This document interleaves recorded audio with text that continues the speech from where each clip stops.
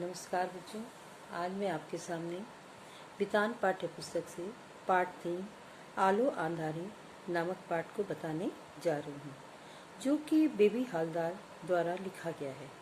Baby Haldar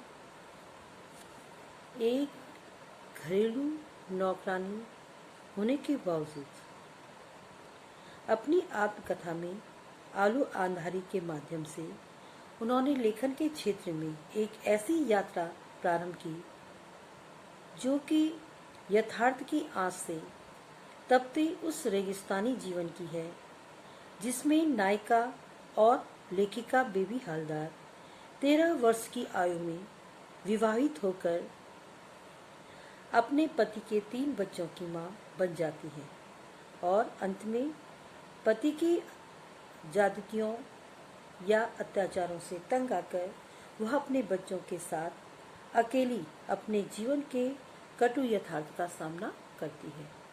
baby Haldar ने इस कहानी के माध्यम से अपने एक एक घटना का विवरण इस तरह से दिया है कि पाठक उसे जीवन मानता है। पाठ के आधार पर लेखिका जब पति का घर छोड़कर आ जाती है तो उसे अपने परिवार की चिंताएं सताने लगती हैं कि किस तरह से वह अपने 3 छोटे बच्चों के साथ जीवन यापन करेगी। वह किराए के घर में रहती है और काम न मिलने के कारण उसे चिंता सताती रहती है कि यदि उसे काम न मिला तो वह अपने बच्चों का पालन पोषण कैसे करेगी। फिर आज के समाज में उसे अकेला रहता देख आस पड़ोस के लोगों द्वारा तरह तरह की बातें बनाना भी उसकी समझ में नहीं आता था। कोई उसे पूछता, तुम कितने दिनों से यहाँ रह रही हो, तुम्हारा स्वामी कहाँ है, क्या करता है, तुम्हारा स्वामी क्यों नहीं आता। इस तरह की बातें सुनकर लेखिका की किसी के पास भी खड़े होने की या किसी से भी बात करने की इच्छा नहीं होती थी और वह उसी समय अपने बच्चों को साथ लेकर काम ढूंढने निकल पड़ती थी। अंत में सुनील नामक एक व्यक्ति के माध्यम से लेखिका को तातुस नामक व्यक्ति के घर में काम मिलता है। तातुस एक सज्जन व्यक्ति थे।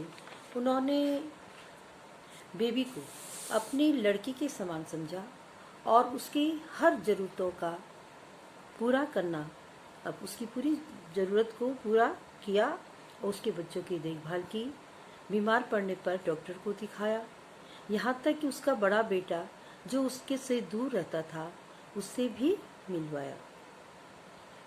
लेखिका के प्रति कोठे के जो मालिक तातुस थे, उनकी आत्मीयता को देख करके बेबी कभी सोचती, यह सुख मुझे कहाँ से इतना मिल गया। तातुस द्वारा लेखिका को लेखन के लिए प्रोत्साहित किया गया। उसकी रुचि पढ़ाई लिखाई की तरफ देख करके तातुस ने उसको पेन और कलम दे करके कहा कि तुम्हारे मन में जो भी बातें आए, जो भी विचार आए, तुम इसमें जरूर लिखती जाना।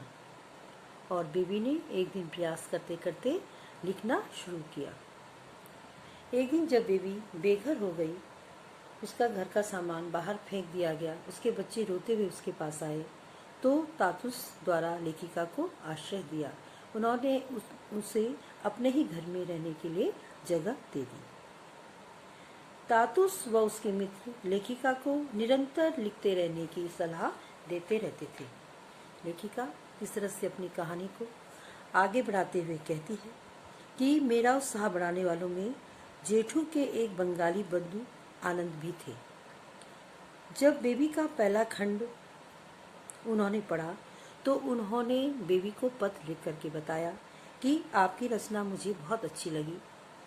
स्वयं के जीवन की विभिन्न स्मरणीय घटनाओं को सहज भाव से लेखन के माध्यम से सामने रखना बहुतों के निकट शायद संभव नहीं, और अपनी इस सुंदर कोशिश को कभी बंद न करें, क्योंकि अभ्यास और कोशिश से संभव है कि आप हमें कभी कुछ असाधारण दे सकें। नारी अत्याचार, असुविधा, दुर्दशा और उनके आर्थिक कष्ट के बारे में भी आप सोचें और लिखने की चेष्टा करें। इस तरह से शुभकामना देते हुए आनंद ने उन्हें पत्र लिखा और उन्हें प्रोत्साहित किया। लेखिका आगे बताती है कि एक दिन सवेरे सवेरे जब वह किचन में थी तो खिड़की से उन्होंने देखा कि एक व्यक्ति साइकिल से उतर रहा है। वह कहती, मैं ठीक से पहचान नहीं पाई। जब घंटी बजाई तो काफी देर बाद मैं बाहर निकली तो मैंने देखा कि बाबा है। बाबा ने पूछा, कैसी है बेटा? मैं बोली, बाबू आपके शरीर का यह हाल कैसे हो गया? बाबा बोले, कहाँ, कुछ भी तो नहीं हुआ, बच्चे कैसे हैं? मैंने कहा, ठीक है, सब ठीक है, स्कूल गए हैं। मैं तातुश के पास दौड़ी गई और बताया कि मेरे बाबा आए हैं। तातुश बोले, उन्हें घर में बिठाओ, अपने बाबा के लिए कुछ खाना वाना तैयार करो। लेखिका अपने बाबा को अपने कमरे में ले गई, उनको चाय पिलाई। वो कहे कि नहीं गर्मी है तो उन्होंने चाय की जगह शरबत पिया। गिलास हाथ में लिए वह बोले, तू भी थोड़ा ले ले बेटा। मैंने कहा, नहीं बाबू, मैंने अभी अभी चाय पी है। माँ कैसी है? वह बोले, ठीक है, तुम्हारी बहुत याद करती रहती है। मैंने सोचा, करेगी क्यों नहीं, 2 वर्ष जो हुए जा रहे हैं, जो अभी तक दूरी के कारण मिलना जुलना नहीं हो सका। अभी 2-1 दिन के लिए वहां चली जाऊं तो शायद वही झगड़े फिर शुरू हो जाएं। और अब मैं वही सब भोगने को तैयार नहीं। यहाँ कर इतना तो मैं समझ गई हूँ कि आदमी हो या औरत, सभी अपने पेट की चिंता स्वयं करते हैं और सभी अपने पेट के लिए ही खटते कमाते हैं। यही समझ अगर मुझे पहले आ गई होती तो उसी हिसाब से मैं अपनी व्यवस्था कर लेती और शायद मुझे उतना कष्ट नहीं भोगना पड़ता। बाबा के साथ लेखिका की इधर उधर की काफी बातें होती रहीं। लेखिका कोलकाता की खबर पूछती रही, भाई कैसा है, माँ कैसी है? बाबा बोली, माँ, तेरी माँ, तूने कुछ सुना नहीं लगता है?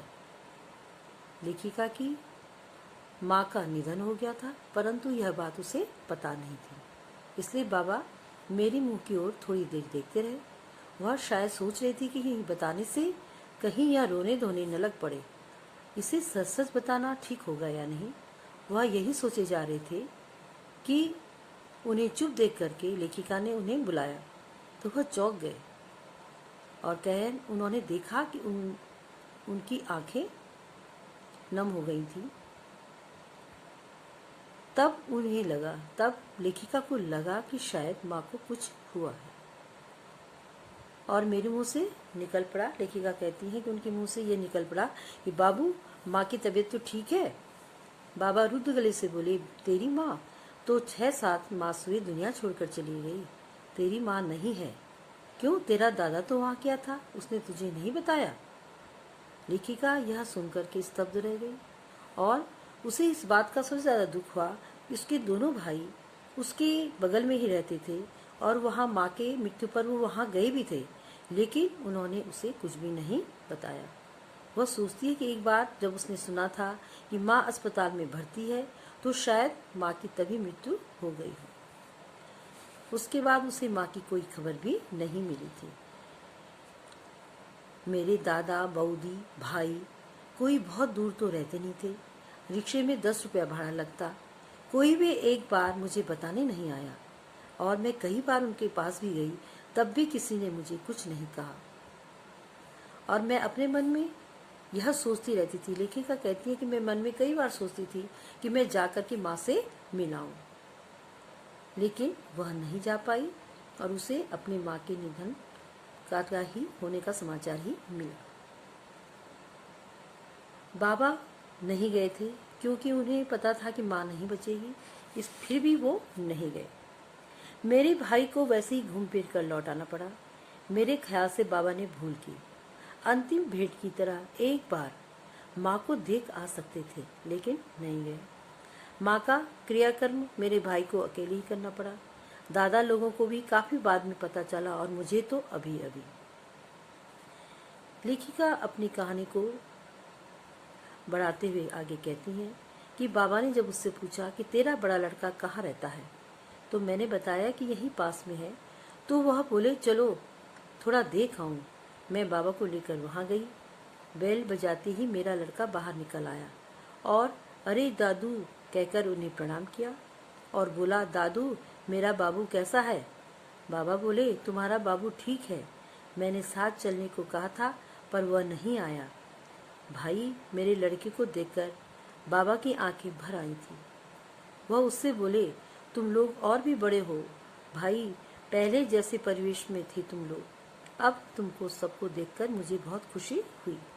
मुझसे बाबा ने कहा, तुझे अब कष्ट नहीं होगा बेटा, तेरा लड़का बड़ा हो रहा है, देखना एक दिन यही तुझे सुख देगा बेटा, अभी थोड़ा कष्ट उठा ले, बाद में इसके साथ सुख शांति से रहेगी। मेरे लड़के से बाबा बोले, दादू भाई ठीक से रहना, और इतना कहकर मेरे साथ लौट आए। बाबा हमारे यहाँ से चलने लगे तो तातुश ने उनसे कहा, आप बेबी की तरफ से निश्चिंत होकर जाइए।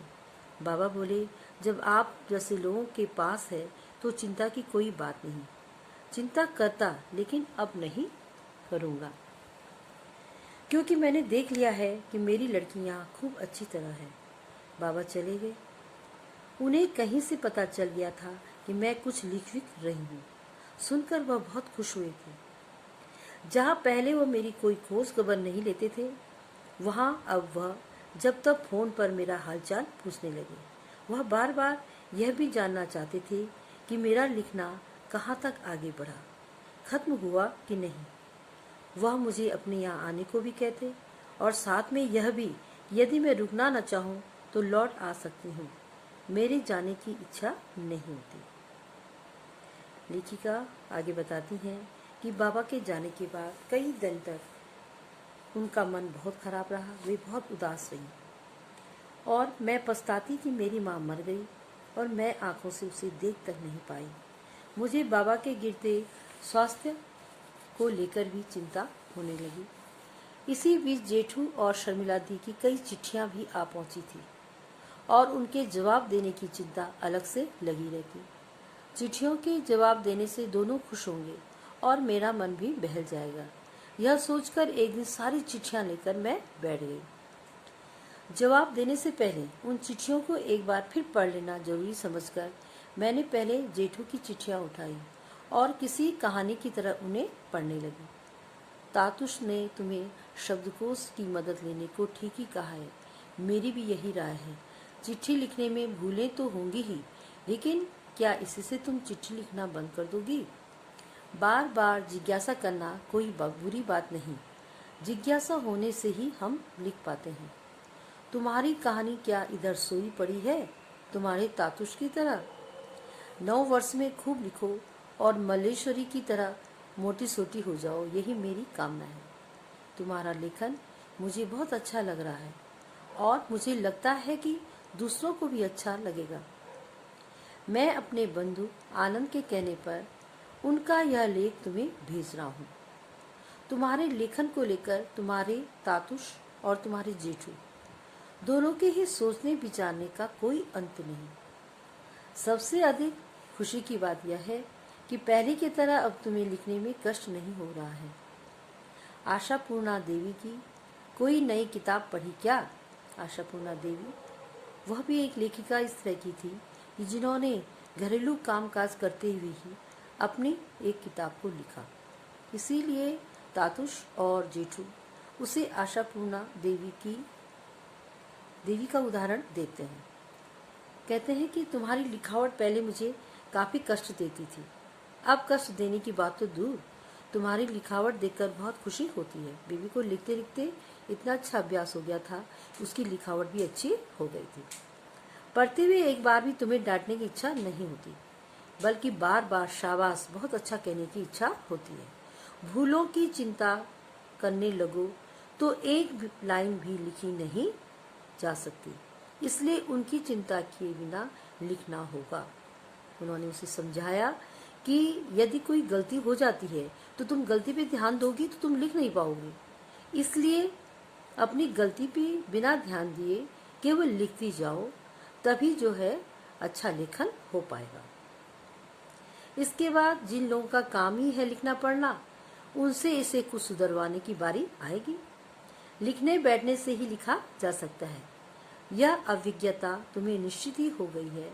तुम्हारे तातुश ने तुमसे ठीक ही कहा है कि भूल होती है तो हो, फिर भी लिखो। जेठू की जितनी चिट्ठियां आती उतनी मेरी इच्छा होती कि लिखूं और भी लिखूं। बच्चों, आज मैं अपना पाठ यहीं पे समाप्त कर रही हूँ। आगे की कहानी मैं अपने नए भाग में बताऊंगी।